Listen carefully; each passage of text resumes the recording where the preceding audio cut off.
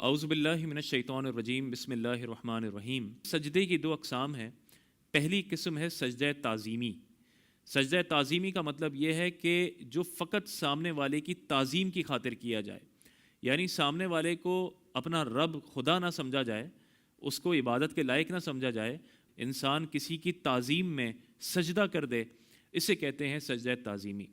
اور یہ قرآن کریم میں یہ بات موجود ہے کہ اللہ تعالیٰ نے حکم دیا فرشتوں کو کہ آدم علیہ السلام کو سجدہ کریں، تو یہ سجدہ تعظیمی تھا۔ ظاہر ہے یہ سجدہ عبادت نہیں ہو سکتا تھا۔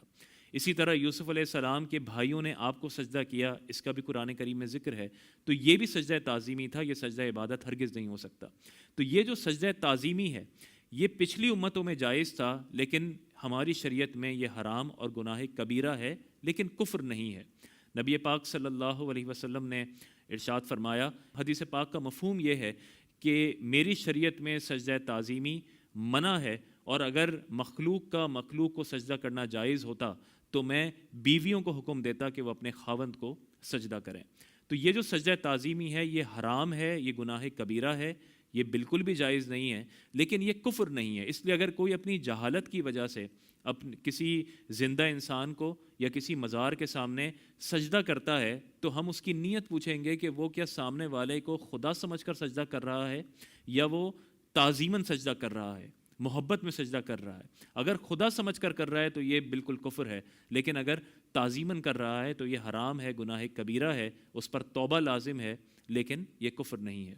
جو دوسرا سجدہ ہے وہ ہے سجدہ عبادت۔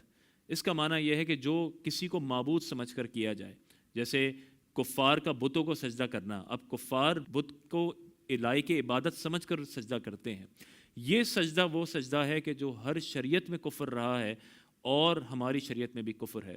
اس لیے اگر اللہ نہ کرے کوئی کسی کو لائق عبادت معبود سمجھ کر سجدہ کرتا ہے تو یہ کفر ہے اور انسان فوراً دائرہ اسلام سے خارج ہو جائے گا۔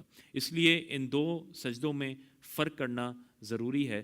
بعض اوقات لوگ بہت آسانی سے شرک اور کفر کے فتوے لگا دیتے ہیں۔ کوئی ایسی ویڈیو آئے کہ جس میں کوئی مزار کی چوکھٹ چوم رہا ہے، جھک کر کہتے ہیں دیکھو یہ شرک کر دیا، یہ کفر کر دیا، تو بہت سے فتوے بہت آسانی سے لگا دیا کرتے ہیں۔ تو ایسا نہیں ہے۔ مفتیان کرام نے، علماء اسلام نے اس میں بہت احتیاط کی ہے کہ پہلے ہم دیکھیں گے کہ ایسے شخص کی نیت کیا ہے، اور پھر نیت کے اعتبار سے اس پر حکم مرتب ہوگا۔ تو اللہ تعالیٰ سے دعا ہے اللہ تعالیٰ ہمیں ان مسائل کو صحیح طور پر سمجھنے کی توفیق عطا فرمائے۔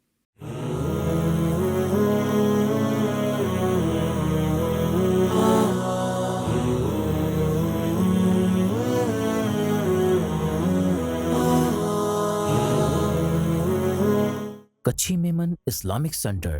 Run towards way of Allah.